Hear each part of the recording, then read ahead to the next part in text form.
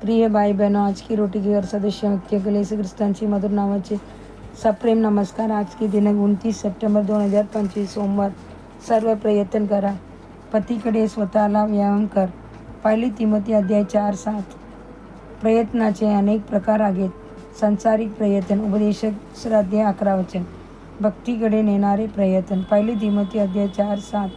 शारीरिक प्रयत्न, पहिली तिमोथी अध्याय 4:8. आणि विश्वासाबरोबर जोडलेला प्रयत्न, याकूब 2 अध्याय 22 वचन.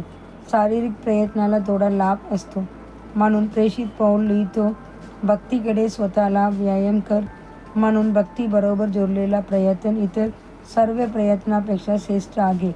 अनेक तरुण येतात आणि म्हणतात, सर, आम्हाला भक्तिपूर्ण जीवन जगता येत नाही. आम्ही वारंवार देगाचे वासनात पडतो.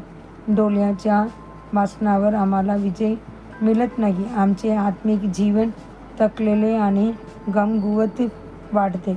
पण जेव्हा तू खरी भक्तीकडे प्रयत्न करतोस, बायबल वाचून, प्रार्थना करून आणि देवाची लेकराबरोबर संगती ठेवून, तेव्हा पवित्र आणि विजयी जीवन शक्य होते. प्रयत्न करणे हे आपले कर्तव्य आहे आणि त्या प्रयत्नाला पवित्र आत्मा आशीर्वाद देतो व आपल्याला सरळ मार्गाने चालवतो.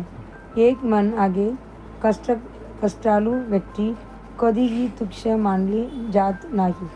कष्टाळू लोक प्रगती करतात, पण प्रयत्न न करणारे लोक शेवाळाने झाकलेल्या तलावासारखे होतात. परीक्षा पास होण्यासाठी विद्यार्थ्यांना मेहनत घेऊन अभ्यास करावा लागतो. मुलांचे लग्न यावे म्हणून पालकांनी प्रार्थना करावी व प्रयत्न करावे लागतात. काही जण काही करत नाहीत, नशिबाला दोष देतात आणि देवाने त्यांच्या परिस्थितीकडे लक्ष दिले नाही म्हणून तक्रार करतात. पण यात काही साध्य होत नाही. जेव्हा तू प्रार्थना करतोस, काम करतोस आणि प्रयत्न करतोस, तेव्हा परमेश्वर तुझ्या सोबत उभा राहतो व तुला मदत करतो. तो कधीही आळसींना मदत करत नाही. संसारिक शास्त्रज्ञ अथक प्रयत्नामुळे महान शोध लावतात.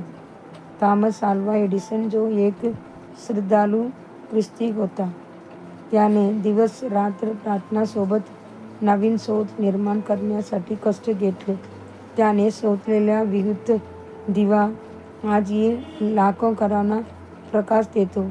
त्याचे कोणत्याही शोधाचा पहिल्याच प्रयत्नात यश झाला नाही. इतिहास सांगतो की त्यांच्या शेकडो शोध अथक आणि पुन्हा केलेल्या प्रयत्नाचे फळ होते. राईट बंधूंनी, ज्यांनी विमान शोधले, प्रथम असा नमुना तयार केला जो फक्त काही फूट्स उडू शकला. नंतर चुका दुरुस्त करणं, सुधारण, जोडून आणि हजारो प्रयत्नांनंतर त्यांनी अखेर यश मिळवले.